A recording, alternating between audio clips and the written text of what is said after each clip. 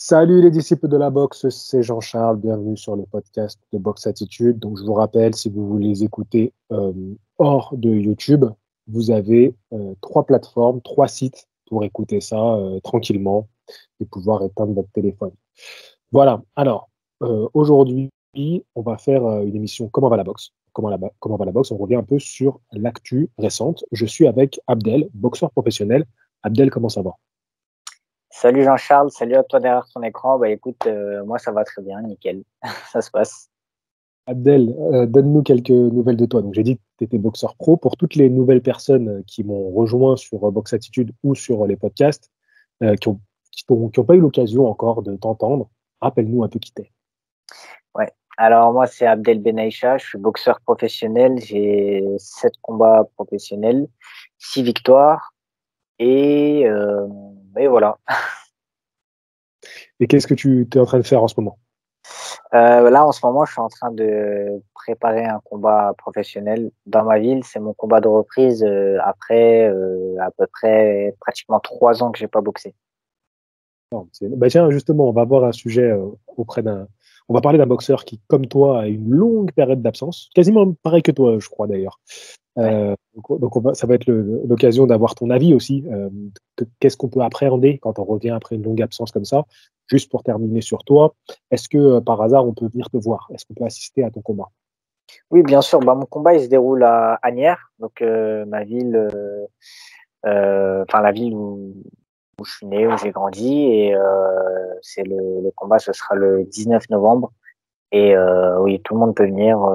Les billets, c'est sur place, donc ouais, voilà. Ok, ok. Très bien. Et puis, alors ça, je l'ai dit en off à Abdel, je lui ai dit hier, j'ai confirmé que je serai présent. Et donc, on va filmer tout ça. Et donc, vous aurez un cœur de boxeur. Je ne sais pas si vous vous rappelez de cette série que je faisais sur Box Attitude. Donc, on aura un reportage spécial sur Abdel et ça va annoncer des choses un peu particulières aussi avec Abdel. On vous en reparlera en temps voulu. Mais sachez que voilà, il y aura des images exclusives. Voilà, avec Abdel, on a la chance aussi de bien s'entendre en privé, donc c'est cool, on peut faire du contenu ensemble et en même temps, on va bien rigoler. Enfin, lui, il sera sur le ring, donc il va moins rigoler que nous, mais et nous, on va bien rigoler. Donc, voilà. Euh, Abdel, on va parler de l'actu. Comme je te l'ai dit avant qu'on commence, j'ai une petite info en plus que j'ai rajoutée, mais cette fois-ci, j'ai fait un truc un peu différent. Au lieu de prendre des infos, ou des fois Abdel aussi, on parle de ce qui nous a marqué dans les derniers jours ou semaines, hein. Là, en fait, j'ai demandé sur Instagram aux gens de m'envoyer des sujets. En fait, c'est venu en discutant avec quelqu'un sur Insta qui m'a dit, ouais, ce serait bien de varier les sujets, si on pouvait poser des questions, si on pouvait participer. Et du coup, je me suis dit, ah, bah écoute, sur Insta, il y a le truc, posez-moi des questions. Donc, Ouais. j'ai dit, bah, allez, mettez les sujets que vous voulez. Et donc, j'ai envoyé à Abdel tous les captures d'écran. J'ai tout listé. Donc, on va prendre les uns après les autres. Donc, vous allez voir, ça part dans tous les sens. On va parler des poids légers, des poids lourds, des youtubeurs boxeurs. Il y aura de tout. De- Et juste celle que je veux te donner à Abdel avant, c'est chez les poids mouches. Ouais. Et, Jesse Rodriguez, tu vois le champion Double. BBC des super mouches. Tu vois ou pas? Ouais, ouais, je vois. Ouais, 22 ans, invaincu, très bon boxeur. Franchement, il avait battu, tu sais, le Thaïlandais là, Ah ouais, Wangek. Wangek, ouais. Hmm. Ouais, tu vois ou pas? Oui, oui, je me souviens, ouais. C'est il y a pas si longtemps, ça, en plus. Non, ça fait pas longtemps. Moi, je le connaissais pas bien, il m'a impressionné. Ouais, pareil. Eh ben, sache que lui, il va descendre des super mouches, il laisse sa ceinture et il va en mouche. D'accord. Ah, c'est pas... Ok, ok, d'accord. Alors, lui, officiellement, ce qu'il vise, c'est les ceintures. Alors, soit la ceinture IBF de Sonny Edwards, soit la ceinture de BBC de Julio César Martinez. Ouais. Hmm. Ok. Ça, ça peut être pas mal, ça peut faire des beaux combats. Hmm. Bah, je trouve que c'est dommage, moi, qu'ils descendent. Justement, dans l'article que j'ai lu, ils disent que peut-être qu'il évite un peu Chocolatito González Ouais. ou Estrada, Juan Francisco Estrada. Mais en sachant que les deux, ils vont boxer en fin d'année. Pas en fin d'année, si en fin d'année. Ils vont boxer en fin d'année. Ils vont faire le troisième combat. Moi, ce que je me dis, c'est est-ce qu'il se dit que c'est pas un peu fermé la KT et qu'il veut quand même des défis? Parce que les petites catégories, tu as quand même moins d'opportunités, tu as moins d'argent, tu vois. Ouais. Donc, est-ce qu'il se dit pas, je vais quand même aller défier des champions parce que Edwards et Martinez, ils sont quand même bien connus. Hmm. Et donc, je sais pas, comment tu l'interprètes, toi? Oui, c'est possible que ça soit ça. Après, bah, tu sais, enfin, il y a plein de choses qui entrent en compte, hein, qui entrent en compte. Ça peut être le manager ou le promoteur qui trouve que c'est une bonne idée justement de descendre au niveau de la catégorie pour les choses que tu as dit, le fait que y ait une confrontation avec des champions et que ça fasse des gros fights et donc que ça génère peut-être potentiellement plus d'argent. Mais moi, je me serais dit, dans ces cas-là, pourquoi pas monter au contraire de catégorie. Mais je ne sais pas si au niveau de son poids et de sa taille, enfin, si c'est peut-être un peu léger le fait de monter de KT. Il me semble en plus qu'il est jeune, ce boxeur. 22 ans. 22 ans, ouais, bah, c'est très jeune. Donc c'est vrai que voilà, le fait qu'il ait obtenu un titre et que juste après il lâche sa ceinture et il descende de KT, voilà, moi je trouve ça dommage. Est-ce que les coques, parce qu'au-dessus, c'est les coques, c'est pas un peu trop relevé aussi? Bah, c'est vrai que les coques aussi, les ceintures, enfin, Inoue, il en a 3 sur 4 et il veut unifier là contre, il va faire le combat d'unification contre Paul Butler. Donc là aussi, c'est bloqué. Donc si c'est un combat pour un titre, ouais, peut-être le fait de descendre, mais pourquoi ne pas garder sa ceinture, la défendre et voir ensuite. Alors, est-ce que c'est pas une stratégie pour éviter Chocolatito comme tu as dit? Ouais, ouais, je pense que ouais, ouais, faut creuser un peu le truc. On verra, on verra ce qu'il va annoncer comme prochain combat. S'il fait un combat direct pour le titre, ça aurait du sens. Je me dis, bon, ok, peut-être il a perdu sa ceinture, enfin, il a laissé sa ceinture, mais au moins derrière, si tout de suite il va avoir une chance mondiale contre un de ces gros noms, moi je Ouais. dirais quand même chapeau, tu vois. Hmm. Après, Ouais. monter en, je trouve que c'est les coqs, c'est peut-être l'une des catégories les plus relevées aujourd'hui. Ouais, c'est clair. C'est clair que les coques en ce moment c'est très relevé, mais est-ce que bah, tu sais, bon, on va voir l'avenir, mais logiquement Inoue après avoir unifié, enfin, s'il unifie, je pense qu'il va monter de KT. Donner, est-ce qu'il est, est-ce qu'il va continuer à boxer? Je pense que la catégorie des coqs, elle va un peu se vider aussi, hein. C'est vrai, ouais. Ouais. Ouais, ouais, je suis d'accord avec toi. À voir, à voir. Bon, on va passer maintenant au sujet des abonnés. Alors, le premier, ils ont attaqué fort. Ryan Garcia, 24 ans. Gervonta Davis, 27 ans. Donc, deux boxeurs américains hyper populaires. Ils font partie des stars actuelles de la boxe, hein, clairement. C'est des gars qui sont suivis par des milliers, des centaines de milliers de personnes. Et ils se chauffent pas mal. Je pense que tu as dû suivre ça, Abdel, sur les réseaux. Et donc, les gens arrêtent pas de m'envoyer des messages en me disant, voilà, c'est bon, c'est fait, ils vont s'affronter tous les deux. Qu'est-ce que tu penses de cette affiche? Ouais.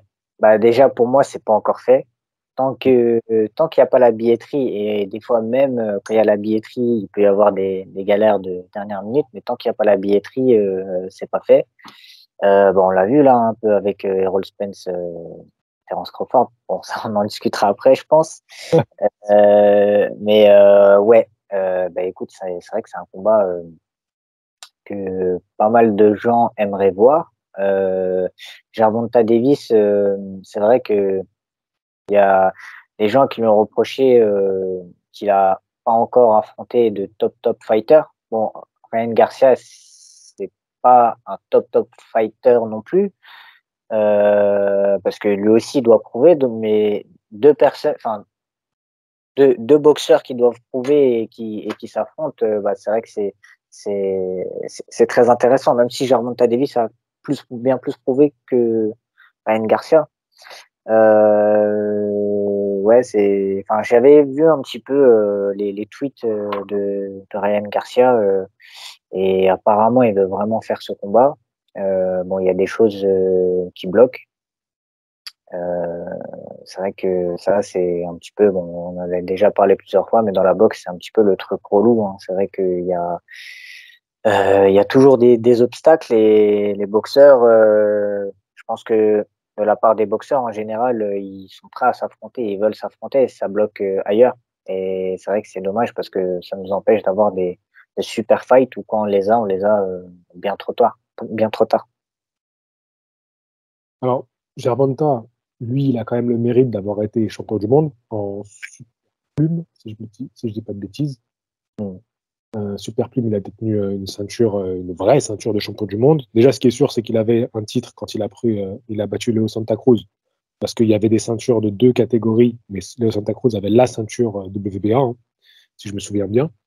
Donc, Gervonta, moi, ce que je lui reproche aujourd'hui, c'est d'aller vers des combats, vers la facilité, en fait. Parce que comme c'est une star et qui remplit des salles, il nous fait un peu une carrière à la Mayweather fin de carrière, où tout est bien calibré, il va faire du pay-per-view. Son dernier combat là, contre Romero aux États-Unis, les gens étaient comme des fous. Les gens étaient comme des fous de ce combat-là. Nous, on ne se rend pas compte ici, tu vois, on est loin, tu vois, on n'est pas dans l'effervescence. Mais là-bas, les gens, ils ont kiffé. Ils ont kiffé. Et donc, du coup, il n'a pas besoin d'aller se confronter aux meilleurs de la catégorie. Il peut faire sa carrière un peu en parallèle. C'est un peu ce que j'avais dit dans une vidéo. Il fait sa carrière en parallèle. Et ce qui est dommage, c'est que bah, on passe à côté des meilleurs combats. Là, pour le coup, Ouais. Ryan Garcia, il fait quand même partie des noms de cette génération. Tu vois, que tu l'aimes ou pas, voilà, que tu peux lui reprocher des choses. Il fait quand même partie des noms de cette génération. Donc, en soi, j'ai pas trop à critiquer cette affiche-là. Tu vois, elle est attractive, ils sont jeunes tous les deux. Allez, ben, faites-le ce combat-là, tu vois. Donc ça... Après, je vois pas l'intérêt pour Garcia, parce que moi, je trouve que Garcia, il n'est pas au niveau, clairement. Et à part à l'argent, il n'y a pas de titre en jeu, il n'y a rien. Je me dis, je vois pas pourquoi Garcia il signerait ça. Donc pour moi, je pense que c'est du vent. Oui, je pense aussi, surtout qu'en plus, Garcia, c'est pas la première fois. Il y avait eu un espèce de truc avec Pacquiao, il y a eu plusieurs fois des, enfin, des rumeurs, alors, je sais pas si ça a été vraiment au stade de négociation ou pas, mais c'est pas la première fois qu'il tweet et qu'il parle du fait qu'il veut boxer un tel ou un tel et que au final, ça se passe pas. Après, bon, je pense que des deux côtés, il doit y avoir une gestion de carrière, des gens qui gèrent bien leur carrière. Et c'est vrai que bah, Ryan Garcia, il est jeune hein, quand même. Il a quel âge? 24 ans? 24 ans, ouais, super jeune. Euh, et il est très, comment dire, enfin, bon, il y en a beaucoup qui disent c'est un champion d'Instagram. Bon, c'est quand même un vrai boxeur et il l'a prouvé quand il a boxé Campbell.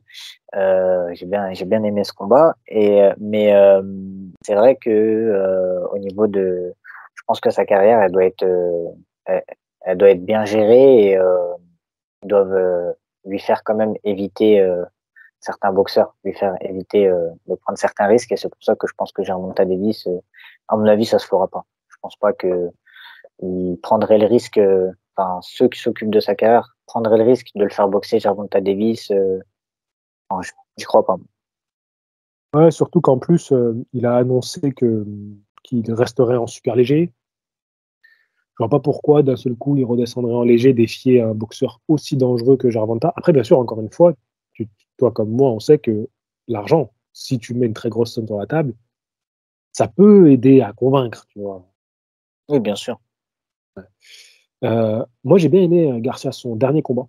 Je l'ai trouvé très mature dans sa boxe, très sûr de lui, plus tempéré. Non, j'ai trouvé vraiment qu'il y avait une progression.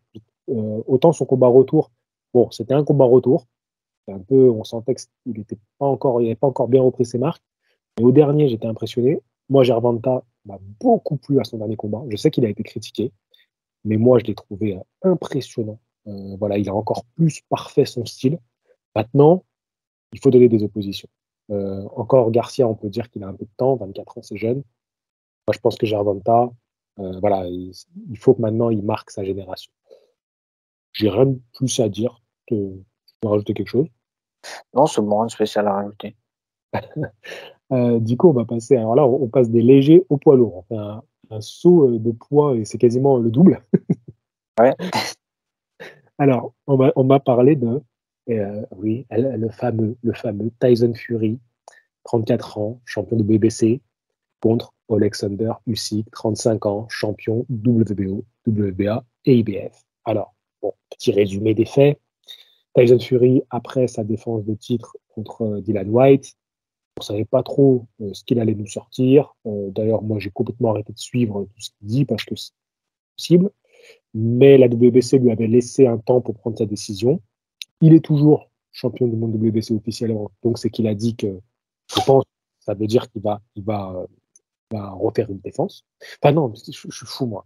C'est que il savait qu'il allait annoncer sa future défense parce que ça y est, on l'a su il y a une semaine, là même pas que ça s'est officialisé il y a une semaine, qu'il va prendre Derek Chisora. On sait qu'il voulait Joshua ou Usyk. Il voulait les deux, mais Usyk, il a déclaré qu'il ne boxerait pas avant l'année prochaine. Voilà, il avait besoin, et on peut le comprendre, hein, vu ce qui s'est passé cette année, dans les conditions dans lesquelles il a dû faire ses défenses de titre, pour revanche que Joshua, ça peut se comprendre qu'il a peut-être besoin aussi d'un petit peu de temps pour lui, je peux l'entendre. Et donc, Fury, suite à ça, a annoncé son combat contre Derek Chisora en fin d'année. Est-ce que tu y crois qu'on va l'avoir en 2023, ce combat-là? Fury Usyk, oui, moi je pense que ça peut se faire en 2023. C'est vrai que voilà, les derniers mois, Tyson Fury, il est un peu parti en vrille en disant, enfin, avec toutes sortes de déclarations et en fait, on savait pas ce qu'il allait faire, quoi. Un coup, il se met en retraite, un coup, il dit qu'il va, qu'il veut boxer Joshua, un coup Usyk, etc. Mais moi, je pense que ouais, c'est un combat qui peut se faire en 2023 et qui va se faire. Il y a beaucoup d'argent en jeu, c'est les poids lourds et c'est une unification totale. Et c'est deux champions qui sont invaincus et qui sont un peu extraordinaires dans leur boxe. Donc, je pense que ouais, c'est un combat qu'il faut qu'on voit et qui va générer de l'argent. Donc, je pense que ça va se faire. Tu as pensé de l'annonce Fury Chisora 3? Bah, je pense comme tout le monde. Hein. C'est pas une annonce qui nous a enchanté. Il a mis un ultimatum. Moi, j'aime beaucoup hein, Tyson Fury. Mais bon, c'est vrai que voilà, il a mis un ultimatum à Joshua. Il lui a laissé une certaine date pour après combattre Chisora. Bon, c'est vrai que Chisora, en plus, il l'a déjà battu 2 fois. C'est pas, voilà, c'est pas un combat, je pense, qui hype les gens. Tant qu'on puisse dire. Ouais. On est passé de Joshua à Chisora quand même. Il y a quand même, il y a quand même une descente. Oui, ouais, bah oui, c'est sûr. C'est autre chose. Bon, écoute, on va pas s'attarder sur ça. Autre info. Alors là, qu'est-ce qu'on m'a envoyé des messages? Terence Crawford, 35 ans, champion de WBO des poids Walter, pourrait affronter David Evanessian, 34 ans, champion actuel EBU. Donc bien sûr qu'il laisserait sa ceinture EBU en Europe des poids Walter. Il est 10e box-rec. Et donc, bah, tout le monde me dit, bah voilà, le combat contre Errol Spence, c'est foutu pour cette année. Qu'est-ce que t'en dis? Bah, moi, je pensais que, enfin, déjà, ce combat-là contre, j'arrive plus à dire son nom là. Je pensais que c'était acté. C'est pas encore signé le combat contre le gars là. C'est Officiel? vrai. Ah, c'est pas officiel, d'accord. Bah, c'est vrai que c'est très frustrant parce que apparemment les négociations elles avançaient dans un très bon stade et il paraît bon, on sait jamais qui dit vraiment la vérité, mais apparemment l'autre camp reproche que euh, que Crawford en fait il s'est enfin d'un coup il a dit que c'était mort. Il avait déjà l'autre combat de prévu. C'est un combat où Terence Crawford il va prendre beaucoup d'argent apparemment, 10 millions. Et je crois que c'est la plus grosse somme. Hein, je crois qu'il a jamais pris cette somme-là pour un combat, il me semble. Et c'est vrai que c'est très frustrant parce que Crawford Spence c'est un combat que les gens attendent depuis des années. Mais encore une fois, ça bloque au niveau des négociations. Et c'est vrai que voilà, c'est ce qui tue un petit peu la boxe, c'est ce qui complique vraiment dans les confrontations. Là, il va combattre un adversaire, je pense que beaucoup ne connaissent pas, et c'est un combat qui est pas intéressant parce que Crawford, il a je sais pas 2-3 classes d'écart. Alors l'autre, bon, faut jamais sous-estimer un adversaire, mais c'est vrai que enfin là, il y a pas d'intérêt quoi. Ça, je crois que sa victoire notable à l'adversaire de Crawford, c'était Shane Mosley en 2016 ou quelque chose comme ça, 2015-2016. Donc bon, c'est vrai que c'est pas. Après, il est sur une série de victoires, mais bon, c'est pas intéressant quoi. J'ai entendu aussi cette histoire de 10 millions, là. Bon, c'est à confirmer, hein. Et Ouais, quand tu as dit ça, bah, franchement, je me suis dit, je comprends. Ouais, je comprends parce que, en vrai, c'est l'un des meilleurs, si ce n'est le meilleur boxeur actuel, toutes catégories confondues. Et le mec, il a jamais été payé à sa juste valeur. exactement. Ouais, Jamais été payé à sa juste valeur. Donc oui, là, certes, ça fout les boules parce qu'il y a ce combat qu'on attend tous contre Errol Spence. Mais franchement, comment lui reprocher? On est tous là à dire, enfin tous, discours qu'on entend. Ouais, mais les youtubeurs, ils prennent de l'argent, on va pas leur reprocher de prendre de l'argent. Ouais, je vais pas reprocher à Terence Crawford de pouvoir prendre le plus gros cachet de ta vie, tu vois. Et bon, bien sûr, son adversaire, comme tu l'as dit, il va se faire bouffer. Sa victoire, c'était contre, c'est bien ce que je pensais, c'est Josh Kelly. Tu sais, il avait battu Josh Kelly, là, qui était la oui, pépite. Josh Kelly aussi, ouais. Et t'as dit, il s'est fait battre par Lemon Patterson en Ouais. 2017 et il a battu Sean Mosley en 2016. Ouais, c'est ça. Donc, bah, à voir, hein, faut voir quel état il va être à ce moment-là. Mais bon, c'est vrai qu'on a peu d'espoir qui propose Ouais. Contre Crawford, masterclass. franchement, moi, je crois pas, moi. Donc, ça devrait être un combat assez facile, entre guillemets. Tu vois. Un combat facile, mais un gros écart de niveau. Mais où je peux comprendre voilà, la déception du public, c'est sûr. Mais écoute, hein, quand on voit qu'il y a Tyson Fury, Chisora, Ouais, mais c'est vrai que la coup sur coup, ça. ouais, c'est vrai que ouais, c'est une accumulation là.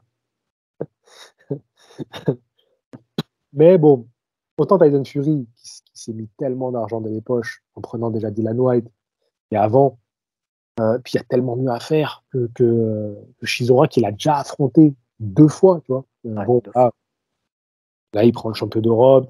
Ça s'explique, c'est différent. Pour moi, c'est pas comparable, les deux. C'est pas comparable. Et puis voilà, Terence Crawford, si pour une fois, il peut se faire un cachet. Et encore, on est loin des cachets des poids lourds. Loin. ouais.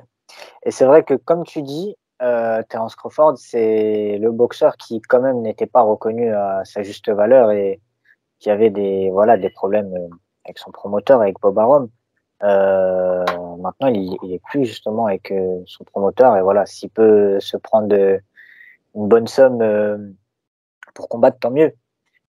Mais bon, c'est vrai que c'est quand même frustrant parce que voilà, c'est un combat qu'on attend depuis des années et qu'on veut voir quoi.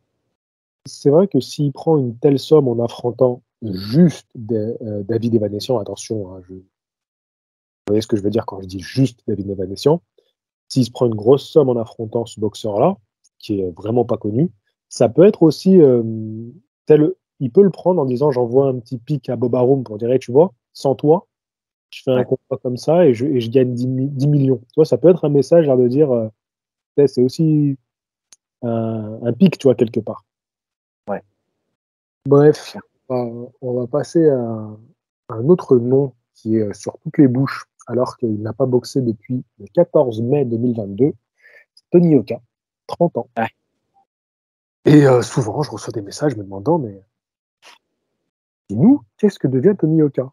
Et moi, j'en sais rien. Ce que devient Tony Yoka.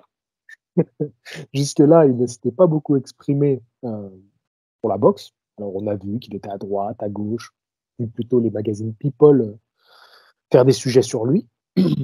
Et puis là, ça y est, il est de retour à l'entraînement de l'autre côté de l'Atlantique. Il a emmené avec lui son pote Saad Farad.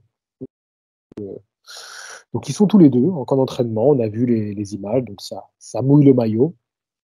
Qu'est-ce que tu as à en dire, Abdel? Oui, c'est vrai que depuis sa défaite, on n'a pas, enfin, il n'y a pas de nouvelles pour un prochain combat. Il paraît que son retour, il va être aux États-Unis, c'est ça? Il me semble. Écoute, bah, moi, je lui souhaite que de bien revenir et de performer. C'est vrai que voilà, les gens, enfin, il y a beaucoup de gens qui l'attendaient au tournoi et qui attendaient juste voilà la première défaite pour critiquer. C'est vrai qu'il y a beaucoup de gens qui malheureusement euh, enfin ne reconnaissent pas Tony Oka à sa juste valeur et l'apprécient pas. Et c'est vrai que voilà, dès qu'il y a eu la première défaite, il y en a qui se sont donnés à cœur joie pour critiquer, moquer et voilà et dénigrer Tony, mais voilà, hein, c'est la boxe. Hein. La boxe, tu peux gagner, tu peux perdre, tu peux gagner par KO, tu peux perdre par KO et voilà. Mais tu montes sur le ring et tu fais ton combat avec le cœur. Donc c'est vrai que moi je trouve toujours difficile. Bon, c'est les critiques, enfin, ça fait partie du sport, ça fait partie même de la vie. Mais voilà, je trouve toujours quand même difficile. Euh, les critiques, enfin, c'est facile d'attaquer une personne quand elle est à terre. Donc voilà, c'est vrai que moi comment dire, je pense que enfin, ça a dû bien le motiver et il va bien se préparer pour son prochain combat. Et la boxe, c'est ça. Hein, quand on regarde les histoires de boxeurs, t'as tellement de boxeurs qui voilà, qui ont eu leur défaite et qui après sont revenus encore plus forts, encore meilleurs. Et une défaite, des fois, ça te remet bien en place et ça te motive encore plus. Donc, bon, on va voir pour la suite de sa carrière et c'est à la fin du livre qu'on peut le juger. Donc, on verra dans quelques années s'il a fait champion du monde ou pas et si, au final, voilà, si c'était un vrai champion ou pas. Mais c'est vrai que là, c'est facile de critiquer dès la première défaite, sachant qu'en plus, son adversaire, c'était un bon boxeur, quoi. Cette année de Tony Yoka, cette défaite et le fait qu'il n'ait pas donné de nouvelles, tu vois, qu'on sache pas vraiment ce qu'il va faire pour son retour, est-ce que ça a changé tes attentes, entre guillemets, on va dire, de lui et de sa carrière? Non, pas spécialement. Non, non, tu sais, enfin, comment dire, euh, il est retourné au boulot, quoi. C'est juste quand enfin, il a pris sa défaite, je pense qu'il a dû la digérer, l'accepter et il est reparti au boulot et il s'est mis, comment dire, euh, comment on peut dire ça, enfin, il l'a joué peut-être un peu en discrétion. Tu vois, travaille en silence, la réussite se chargera du bruit. Je crois que c'est ça la phrase. Donc, c'est ce qu'il fait. Il travaille en silence et il prépare son retour. Moi, ça me surprend pas. Ok, ok, ok, ok. Allez, j'enchaîne parce qu'on n'a pas fait beaucoup de sujets et il y a encore beaucoup de, encore Ouais, beaucoup de ouais. questions. Alors, quelqu'un qui m'a demandé qui sont les punchers les plus célèbres. J'ai un peu reformulé et il m'a demandé de faire un sujet avec Vincent. Alors, je vais répondre à cette personne que j'avais déjà fait en fait une Ouais. vidéo des plus gros punchers. Il y a un J'ai vu. moment avec Vincent, justement, c'était à Millau, où on donnait chacun notre top 5, je crois. Et ensuite, j'ai refait récemment une vidéo sur le plus gros puncher de la boxe. Donc, n'hésitez pas à aller voir ça. Et je vais juste demander à Abdel, je profite que tu es là avec moi, quel est ton puncher préféré? Mon puncher préféré? Ouais.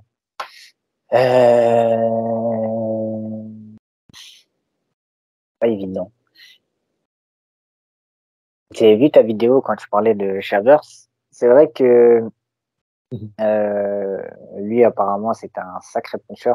Bon, allez, c'est pas mon puncher préféré, mais je vais citer Wilder parce que c'est vrai que Deontay Wilder, le punch qu'il a, c'est vraiment incroyable quand on regarde au vu enfin, de ses adversaires. Il a fait tomber tout le monde. Et mec, c'est vrai que c'est un punch qui est incroyable. Je vais prendre Wilder, ouais. On va dire Wilder. Prochain sujet, c'est intéressant, ça mériterait sûrement qu'on s'y attarde plus longtemps, mais la question est sympa. On va quand même prendre le temps, quelques minutes avec Abdel pour en parler. C'était boxeur anglais versus boxeur américain. Qui sont les meilleurs aujourd'hui? Ouais. Moi, je dirais toujours boxeur américain. Pour moi, c'est les Américains qui dominent. Là, si on regarde au vu des titres et au vu des champions ring, à mon avis, il doit y avoir, enfin oui, c'est sûr, je pense qu'il doit y avoir plus d'Américains que d'Anglais. Mais c'est vrai que ouais, les Anglais, si on regarde, enfin ça dépend des catégories, mais par exemple, si on regarde la catégorie des poids lourds, là oui, on peut dire que les Anglais dominent. Mais moi, je dirais boxeur américain, quand même. Parce que c'est vrai qu'on a quand même on a des belles pépites et il y a toujours un vivier en Amérique, c'est le pays de la boxe. En Angleterre aussi, mais bon. Ouais, je suis d'accord avec toi. Mais je pense que tu as bien résumé la question parce qu'il y a le truc déjà de la culture. La culture boxe aux États-Unis, c'est quelque chose. Le sens du show, du spectacle et tout. Donc ça, c'est quand même quelque chose d'extraordinaire. Euh, Après, il y a le truc des titres. C'est vrai qu'aujourd'hui, si tu regardes dans l'ensemble des catégories, les titres, c'est encore dominé par les Américains. Tu as des pays qui se défendent bien, comme le Mexique, qui a énormément de champions. Les Japonais ont énormément de champions aussi. On sous-estime souvent le Japon, qui est un petit pays, mais qui a beaucoup de champions, surtout sur les petites catégories. Après, voilà, tu as des pays qui sont toujours forts, comme la Russie, tu vois, qui ont souvent des champions. Après, ça fluctue. Et bien sûr, l'Angleterre, qui aujourd'hui, souvenez-vous, quand Fury devient champion de WBC, ils ont toutes les ceintures poids lourds sont chez les Anglais, parce que c'est Joshua le champion à ce moment-là. Donc, à une période, ils ont détenu tous les titres poids lourds. Et sachant que les poids lourds, c'est quand même la vitrine de la boxe, c'est-à-dire que c'est le sport, c'est la catégorie populaire. Ça, tu vois, on peut pas y remédier. Et si tu regardes les poids lourds, ils ont un vivier de poids lourds. C'est impressionnant. Et chaque génération, ils ont des poids lourds. Tu vois, là, ils ont la nouvelle génération des JO. Ils ont Clark, là, qui sort de cette génération-là. La génération avant, ils avaient Joyce. La génération encore avant, c'était Joshua. Tu vois, ils ont toujours, quasiment à chaque fois, un mec en finale. Tu vois, c'est impressionnant.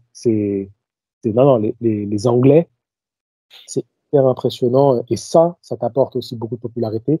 Et franchement, si on regarde les galas qu'ils nous ont fait post-Covid, les Anglais, et les premières soirées sur le jardin de Eddie Hearn, oh là là, c'était quelque chose. C'était quelque chose. Donc, non, les Anglais, c'est impressionnant. Donc, bon, mais ça mériterait franchement qu'on ait des chiffres, en fait, qu'on s'appuie sur des chiffres. Et donc, pour ça, il faudrait que je travaille un peu plus. Il faudrait que j'aille répertorier tous les champions et tout. Une autre question, voilà, on enchaîne les sujets un peu plus vastes, qui ne sont pas des sujets d'actualité, donc ça ne correspond pas vraiment au comment va la boxe, mais comme c'est la première où je demande un peu les questions des gens, je tenais à survoler un peu tous les sujets, et les prochaines fois, Abdel, je ciblerai vraiment les questions d'actualité. Les sujets, pas les questions, parce que des fois, il y a des mecs qui mettent juste un nom, tu vois. Ouais. Donc, mais c'est une bonne idée d'avoir fait ça. Franchement, c'est pas mal. Ouais, c'est cool. Mais là, franchement, c'est vrai que ça fait beaucoup pour une première. Vas-y, ouais, on enchaîne, il sera long, les gens ils aiment bien quand c'est long, et puis voilà.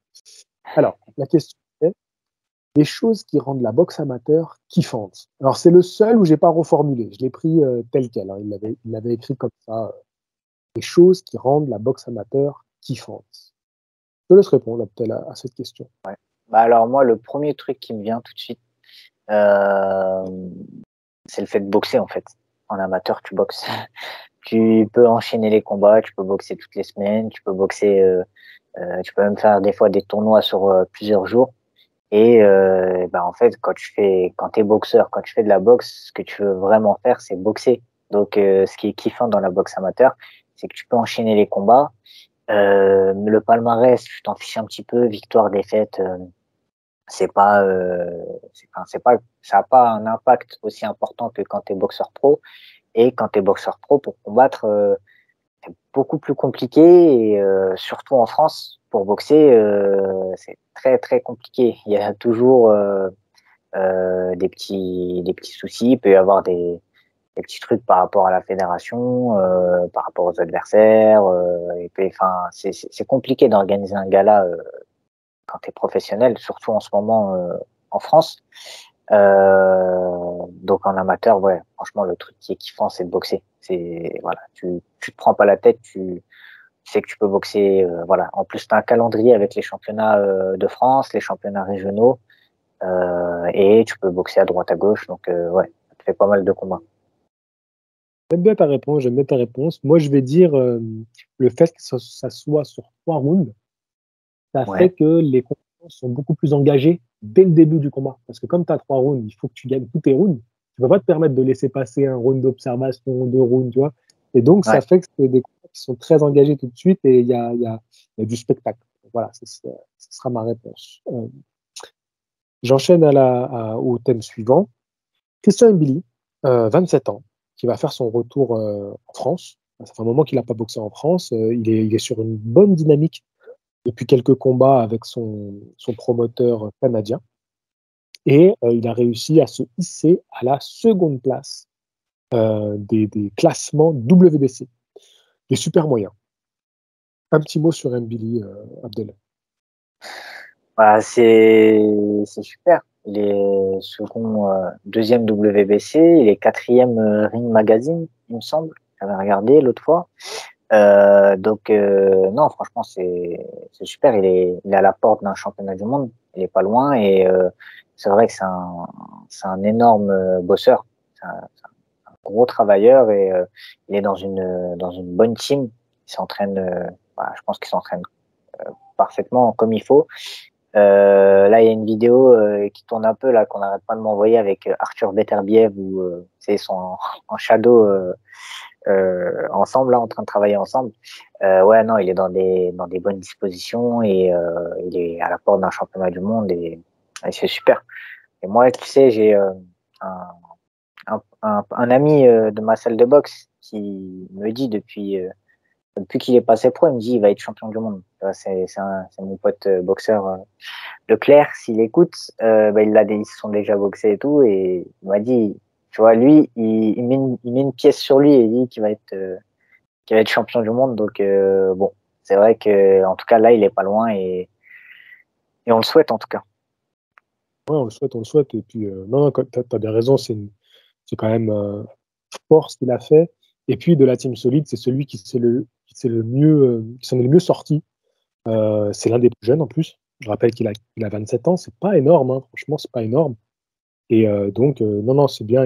Là, il joue des coudes avec les meilleurs. Moi, j'ai hâte qu'il prenne un nom et qu'il montre à tout le monde ce qu'il vaut.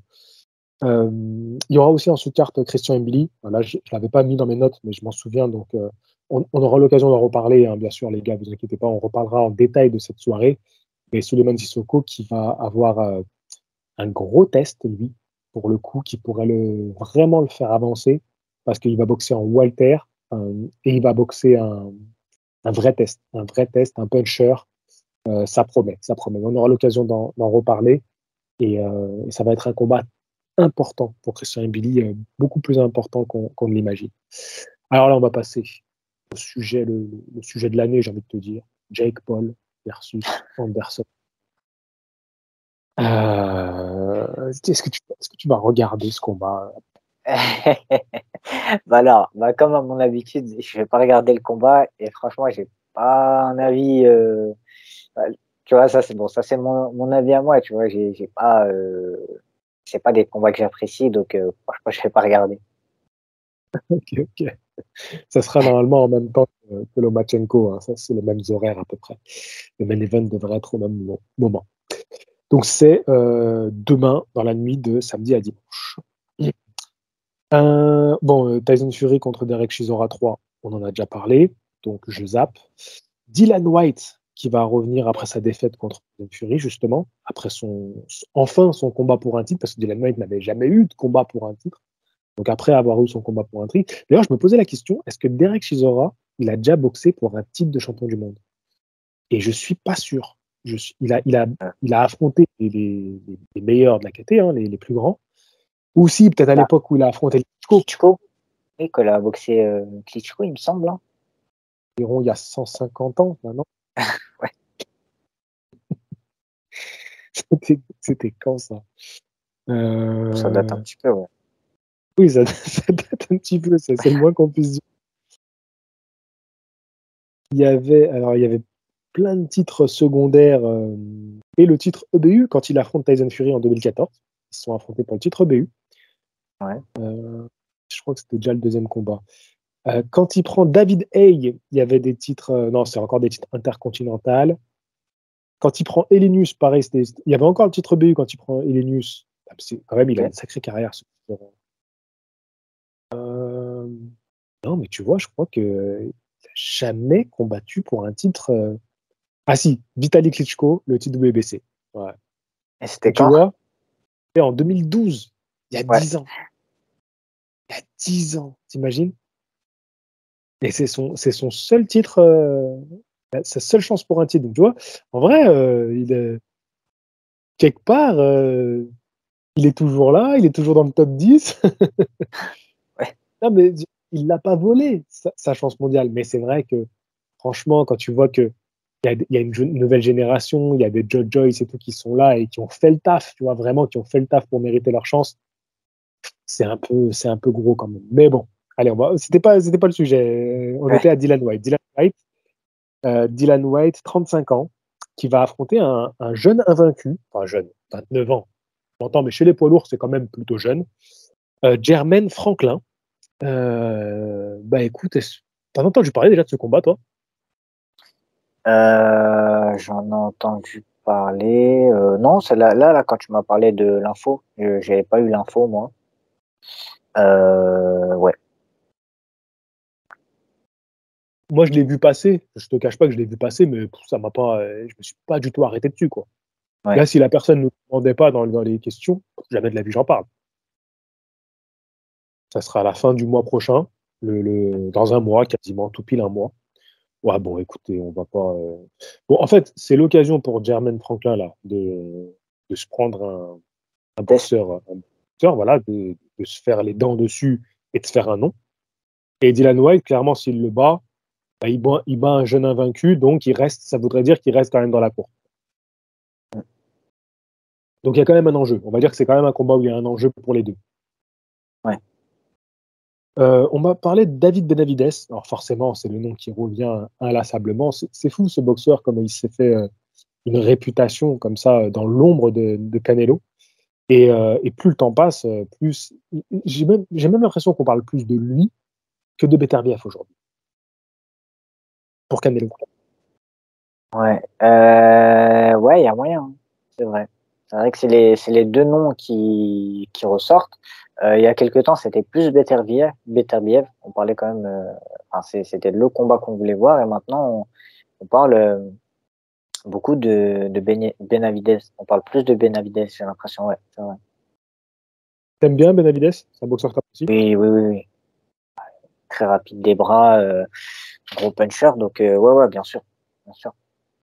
Bon, défensivement, c'est pas terrible, hein, mais il a un physique assez exceptionnel et puis il étouffe ses adversaires. C'est impressionnant comment il t'accule alors qu'il est super grand, mais il aime venir au contact. Et puis il doit faire mal, hein. Il doit cogner dur, hein. Ouais. Bah, c'est vrai que moi, je me souviens, là, le KO qu'il a mis dernièrement, le mieux, c'est quand même un boxeur qui est solide. Donc, c'est vrai il l'a battu en quelques rounds. Donc, ouais, il doit faire mal, Benavidez. Ouais, ouais, c'est sûr. C'est le cas de le dire. Euh, on va passer à. J'enchaîne hein, parce que il me reste encore quelques sujets. Ok. Arsène Goulamirian qui va revenir. Donc voilà, comme je le disais, un peu comme toi, après 3 ans d'absence, je crois. Excusez-moi, j'ai oublié de noter dans mes petites notes le chiffre exact. Il a 35 ans. Il est encore champion de WBA. C'est quand même assez fou que la WBA ne lui ait pas encore retiré son titre. Tant mieux pour lui. On ne va pas s'en plaindre. Surtout qu'il ne nous en reste pas beaucoup des champions actuellement. Et il va prendre, par contre, directement son challenger numéro 1. Tu vois, donc lui, il n'y a pas comme Tyson Fury, ça ne va pas chercher un mec au fin fond de l'Amazonie. Ouais. tu vois. Une momie plutôt, un fond de l'Égypte, une momie qui sort son cercueil. Non, lui, il va directement prendre le challenger numéro 1 de la WBA. Alors, même s'il n'est pas connu, c'est sur le papier, c'est lui le numéro 1, donc c'est Alexei Egorov. Et moi, je t'avoue que, bon, j'ai confiance en Arsène. Arsène, c'est une bête de travail, je sais qu'il va être prêt, puis il a une mentalité. C'est pas le genre de mec où je me dis, ouais, il a peur ou quoi que ce soit. Mais c'est vrai que je suis quand même un peu inquiet. En fait, moi, je pense qu'il y a quelque chose que les gens mettent trop de côté et qui est important chez le boxeur, c'est le contexte. Le contexte dans lequel tu vas à ton combat. Tu vois, si t'es dans le mal dans ta vie perso, si t'es pas bien accompagné, que tu as un staff de merde autour de toi, si tu vois, tout ça, ça compte. Et là, il est champion depuis longtemps. On sait que les fédérations, elles aiment que les titres soient remis en jeu et qu'ils circulent. Donc, on va pas lui faire de cadeau. Là, ils ont quand même réussi à obtenir le combat en France. C'est bien, c'est très bien. Il faut quand même applaudir son nouveau promoteur. Ils vont faire une belle soirée française avec Kevin Delesaggio, qui a 32 ans, qui est champion d'Europe, qui va défendre son titre en sous-carte. Milan Pratt, qui a 23 ans et qui va combattre pour un titre de champion d'Europe des Super Walter. Donc, ça va être une belle carte. Franchement, on va se régaler. Mais pour Arsène, j'ai un peu les pétoches, tu vois, parce que je me dis, euh, dans quel état il va revenir sur le ring. Et puis, surtout qu'en face, il va avoir un mec qui est le challenger et qui attend que ça. Qu'est-ce que tu en penses, Abdel? Ouais. Ouais, bah son challenger, ça fait longtemps qu'il a pas boxé, il me semble. Hein. Là, attends, je vais checker. Ouais, c'est vrai que comment dire, l'inactivité, c'est pas une bonne chose pour un boxeur. Mais après, voilà, je pense que c'est justement, il doit avoir faim, il doit avoir hâte de combattre. Ouais, bah son boxeur, pareil, voilà, son adversaire, il n'a pas combattu Désolé. depuis mars 2020 Donc, et ça fait quelques Arsène mois, depuis 2019. décembre 2019. Tu vois, Ouais, c'est vrai que finalement, il n'y a que 3 mois, les ouais. deux Donc, d'écart. Ah, pratiquement 3 ans qu'ils n'ont pas boxé, lui ou son adversaire. C'est vrai que la catégorie des cruiserweight, c'est pas une catégorie très. On on n'en entend pas tellement parler. J'ai l'impression que c'est une caté qui est moins suivie en règle générale.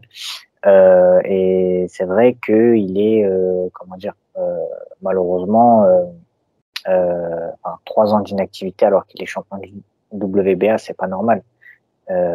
Déjà, moi, ça fait pareil, ça fait pratiquement 3 ans d'inactivité pour un boxeur. Déjà, de base, pour n'importe quel boxeur, c'est pas normal. Mais quand en plus, tu es champion du monde, la WBA, c'est pas normal. Mais il y a encore une fois, toutes ces histoires avec les promoteurs, tout ça. Et c'est vrai que c'est compliqué, quoi. Mais moi, malgré tout, j'ai quand même confiance. Et c'est un boxeur qui a une, une très bonne hygiène de vie et qui est focus box, qui s'entraîne à fond. Donc, c'est vrai que oui, mentalement, ça peut jouer, le fait d'avoir je sais pas, des reports, des annulations, de ne pas combattre.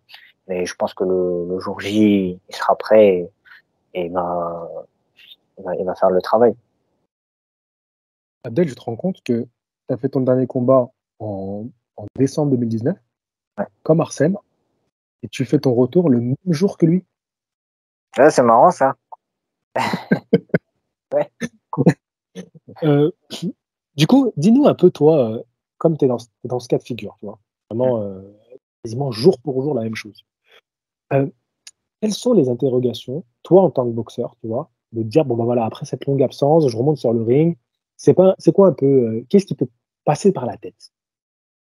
Alors, il y a plusieurs choses. Je ne sais pas si mes interrogations seront les mêmes que ces interrogations, parce que bon, chaque personne est différente et en plus, c'est des enjeux différents. Moi, c'est un combat de reprise. Lui, c'est un championnat du monde. C'est une défense de titre pour un championnat du monde. Donc, l'enjeu, il est beaucoup plus important pour lui. Mais c'est vrai que il y a quand même de l'appréhension et ça fait quand même 3 ans, c'est énorme. Donc de reprendre le rythme, d'avoir comment dire les bons automatismes, les bons réflexes, parce que le sparring et le combat, c'est c'est deux choses différentes quand tu as toute la tension qui est là, toute la pression, etc.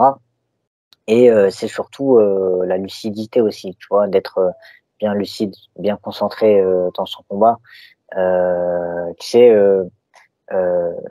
moi, j'ai jamais été aussi bien quand j'enchaînais les combats. Tu vois, quand j'avais un deuxième combat qui venait un peu après le premier combat, bah, c'était là où j'étais le mieux, tu vois, et t'es plus lucide, t'es mieux sur tes repères et tu sais, même au niveau de ta vision, comment dire, je crois que ça s'appelle la vision tunnel, tu vois.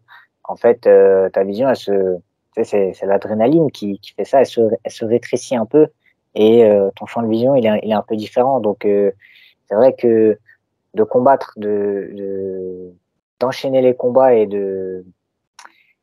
ouais, voilà, d'enchaîner les combats, ça fait que en fait, tu es plus à l'aise sur le ring et t'es plus, enfin, tu sens mieux les choses, t'as des meilleurs réflexes, ton corps il réagit bien, etc. Donc ouais, c'est ce côté-là. Moi, c'est surtout sur le côté euh, lucidité et au niveau de voilà des coups, d'être bien dans ma boxe, quoi. D'accord, d'accord. Non, c'est intéressant. Intéressant. Ok, ok. Euh, bon, très bien. Bah écoute, on va. C'est une soirée. Qu'est-ce que t'en penses, toi, de cette soirée avec beaucoup de Français, championnat du monde, championnat d'Europe? Ça fait longtemps qu'on n'a pas eu une soirée aussi riche en France. Bah c'est très bien, c'est très bien. En plus, c'est à la salle, c'est la Palestre. Il me semble que c'était la salle où, je crois que c'est là-bas où Asloum il a été champion du monde. Je me souviens plus. Mais ouais, ouais, non, c'est très bien. C'est très bien de faire des soirées boxe comme ça, un championnat du monde, un championnat d'Europe. En plus, voilà, enfin, que ce soit Arsène Goulamirian, Kevin Lesadjo et Milan Prat, bah, c'est trois boxeurs qui ont un style euh, offensif impressionnant et qui ont une grosse frappe. Donc, il y a tout ce qu'il faut pour que ça fasse une belle soirée boxe. Je me reprends juste. J'ai dit, ça fait longtemps qu'on n'a pas eu ça en France, sans Tony Yoka en tête d'affiche. C'est important à préciser. Donc, Ouais, avec Tony Yoka, ils ont quand même organisé des belles soirées où on avait des titres BU, on avait oui. voilà, des belles choses. Et là, voilà, si on met ça de côté, ça faisait très longtemps qu'on n'avait pas eu une soirée aussi riche. Donc, ça va être intéressant à suivre. Mais moi, je serai à supporter Abdel. Donc, je verrai ça. Ouais. Euh, du coup, on m'a envoyé un message. On m'a juste mis Anthony Joshua. Donc, je suppose qu'on voulait qu'on parle de quelle suite pour Anthony Joshua, qui a 33 ans, et qui reste sur sa défaite le 20 août 2022. Est-ce que tu crois qu'il va nous faire un retour avant la fin de l'année ou c'est un peu juste? De base, il devait revenir, je me souviens plus, ce que Eddie Hearn avait dit. Il voulait le faire boxer pas mal de fois, je crois 4 fois ou 3 fois, je sais plus, en 2023. Un combat peut-être la fin d'année. Bah, je sais pas, je pense pas là quand même parce que il y a pas d'annonce. Donc à mon avis, je pense qu'il va reprendre début d'année prochaine. Bah, faut comment dire, c'est vrai que là, il a perdu une seconde fois contre Usyk. Je pense que, comment dire, Joshua, pareil, je trouve que les gens, des fois, sont un peu durs avec lui, parce que quand on regarde, bon, ses défaites, il perd contre Andy Ruiz, et ensuite, il le reprend en revanche, et après, il perd contre Usyk 2 fois. Mais Usyk, c'est pas n'importe quel boxeur. C'est un boxeur qui sort du lot parmi, je sais pas moi, peut-être toutes les années qu'on a eu boxe en poids lourd. Usyk, c'est pas n'importe quel boxeur. Donc c'est vrai qu'il perd, oui, mais pas face à n'importe qui. Et en plus, il a pris sa revanche contre Ruiz. Je pense que Joshua, s'il boxe physique, je sais pas, peut-être 10 fois, 10 fois, il perdrait. Pareil face à Fury, je pense que Joshua, moi, je suis sûr à 100% que Fury battrait Joshua. Mais à part ça, c'est quand même ça a quand même été un champion du monde. C'est un boxeur qui mérite son crédit et je pense que ouais, il va revenir. Ça va être la route, elle va être compliquée pour lui. On aimerait voir un Wilder Joshua. Ça parle aussi de ce combat. Moi, j'y crois pas trop. Je pense pas que ça va se faire tout de suite. En tout cas, pas début 2023. Surtout qu'en plus, Wilder, va sûrement combattre Ruiz. Mais ouais, c'est vrai que non, Joshua, c'est bon. Pareil, enfin, il a une petite traversée du désert et il doit revenir quoi. T'aurais une préférence entre Joshua Wilder ou Joshua Fury? Franchement, Joshua Wilder, ça serait beau pour le spectacle. Ce serait un beau combat. Mais Joshua Fury, moi, c'est un combat que je voulais depuis longtemps. Et ça fait longtemps que, tu sais, quand Joshua il était champion, etc. Moi, j'étais toujours persuadé, j'étais du côté de Fury et j'étais toujours persuadé que Fury, il, il, il allumerait Joshua s'il le boxait. Donc, ouais, pour l'histoire, pour finir le truc, j'aimerais bien Joshua Fury. Ouais. Ok, ok. Moi, j'aimerais Fury bien. passe à la retraite. Moi, j'aurais une préférence. Alors, je t'ai pas posé la question, mais moi, j'aimerais bien voir Joshua contre un boxeur de la nouvelle génération. Tu vois, qu'on voit Ouais, enfin de l'ancienne génération, ancienne façon de parler, hein, contre les nouveaux. Tu vois, Joshua Jones, c'est vraiment un truc que j'aimerais voir. c'est vrai. Ce sera bon. Alors ensuite, on a le 5 novembre, donc ça approche, hein, c'est dans peu de temps. Dimitri Bivol, 31 ans, champion WBA, qui va défendre son titre contre Gilberto Ramirez, qui a 31 ans lui aussi, donc ils ont le même âge. Et alors, j'ai noté, cette fois-ci, vous allez voir, je ne l'ai pas dit avant, mais pour eux, j'ai noté leur ratio de victoire KO. Ils sont tous les deux invaincus. Hein. Dimitri Bivol, c'est 20 victoires, 11 par KO. Ramirez, c'est 44 victoires, 30 par KO. Donc, le gars cogne. C'est le moins qu'on puisse dire. Donc, on va avoir vraiment une opposition, un technicien contre un puncher. Est-ce que c'est une affiche qui t'intéresse, Abdel? Ouais, bah comme tu l'as dit, c'est un technicien contre un puncher. Oui, c'est un combat que je vais regarder. Euh, En plus, le déroulement de ce combat est potentiellement, va avoir une influence sur le prochain combat de Canelo, parce que Canelo, il a dit que, en gros, si Bivol il gagne, Canelo il veut le reprendre. Par contre, si Bivol perd, Canelo il veut pas le boxer. Donc, ouais, c'est un combat que j'ai envie de voir. L'autre est pas mal aussi. Moi, j'ai une préférence pour Bivol. Je pense que Bivol va gagner, mais ouais, c'est un combat que j'ai envie de voir. Ok, ok. Moi aussi, franchement, c'est un combat qui m'excite beaucoup. J'ai hâte de voir ça. Ça va être, même sportivement, ça va être très, très intéressant. Il y a un gros match. Ouais. Alors, ensuite, c'est un peu plus des thématiques. On va finir sur trois thématiques qui ont été proposées. La première, on n'aura pas du tout le temps de la développer aujourd'hui, mais elle mérite vraiment, pourquoi pas, une vidéo à part entière. Je la vois plus sur une vidéo Box Attitude.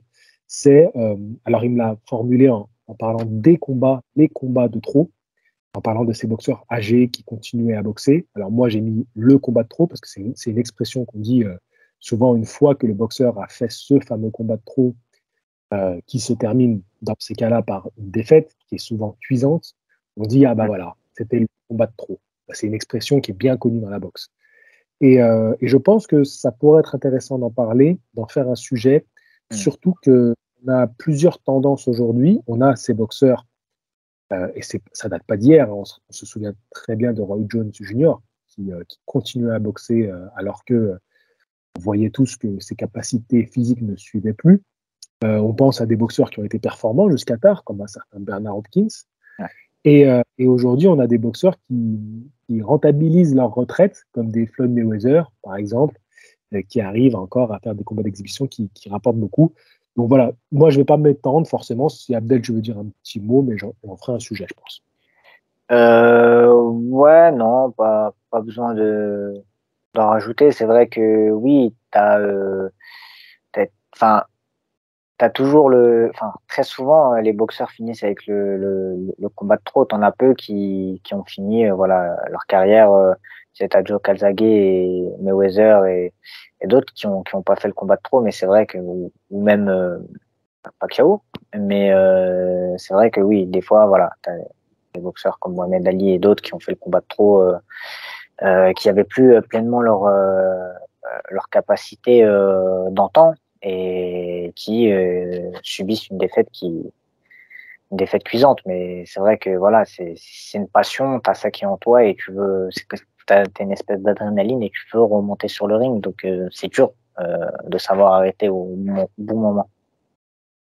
Ouais, tu as donné le bon exemple. Mohamed Ali, on sait Ouais. aujourd'hui que son dernier combat, il était atteint de la maladie de Parkinson. Et forcément, continuer à combattre avec une telle maladie, c'est pas très bon pour le cerveau, quoi. Ouais.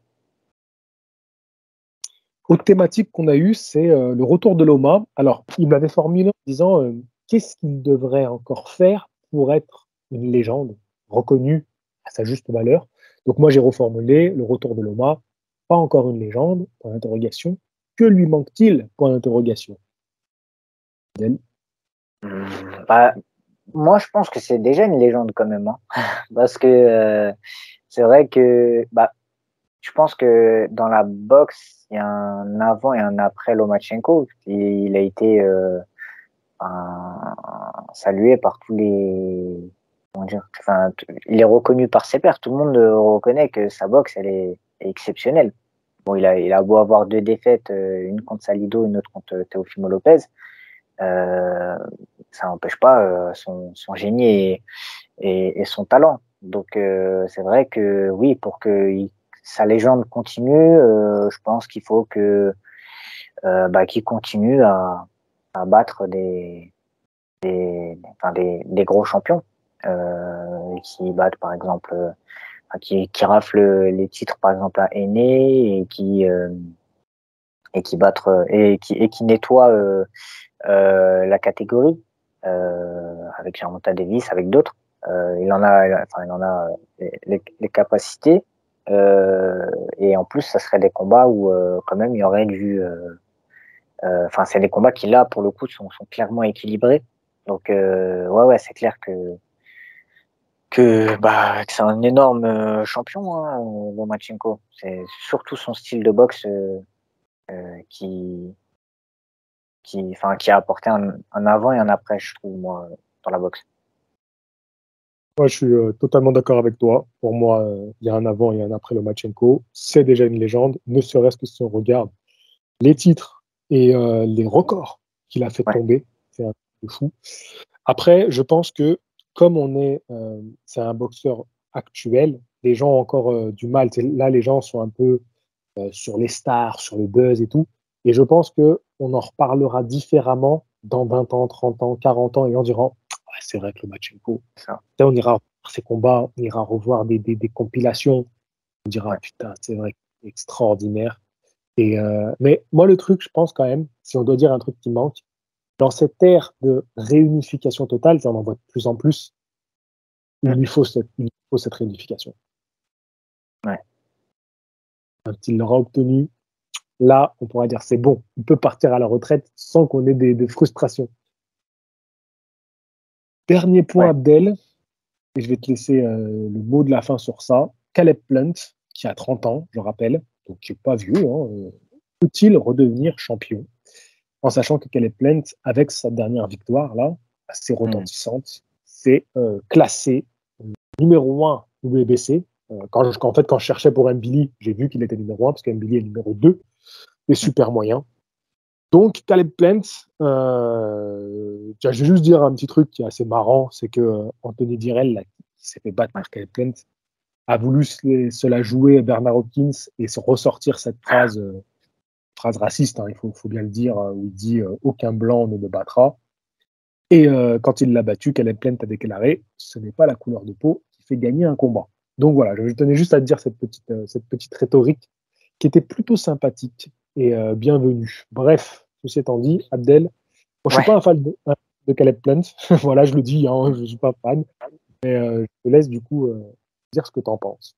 Ouais. Bon, bah, déjà, si je peux réagir à la remarque de son adversaire, Jirel, là, c'est complètement stupide parce que les deux qui ont fait une remarque comme ça, donc lui et Bernard Hopkins à l'époque, les deux ont suivi une défaite. La boxe, il n'y a pas d'origine, il n'y a pas de couleur de peau.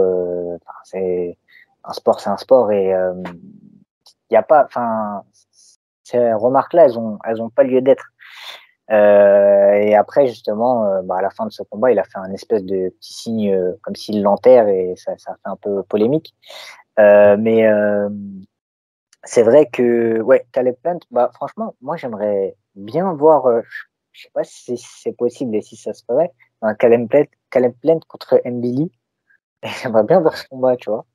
Je trouve que ça serait un combat ouf, tu vois, au niveau des styles de boxe et tout. Caleb Plant, moi je trouve que c'est un excellent boxeur. Et oui, moi je pense qu'il bien sûr qu'il peut devenir champion du monde. Ouais, bien sûr. Le seul qui l'a battu, c'est Canelo, donc il n'a pas été battu par n'importe qui. Donc ouais, bien sûr. C'est vrai. Non, bien dit, bien dit. Petit avantage, Mbili Plant, qu'est-ce que tu vois? Moi, je vais soutenir Mbili, je vais dire Mbili. Soyons Moi, fous. je, Enfin, soyons fous, c'est pas de la folie, mais bon. non, moi, je pense que Mbili est plus costaud que Caleb Plant. Il est meilleur Ouais, sur tous les plans. Par contre, Plant, il a la boxe qui pourrait emmerder Mbili.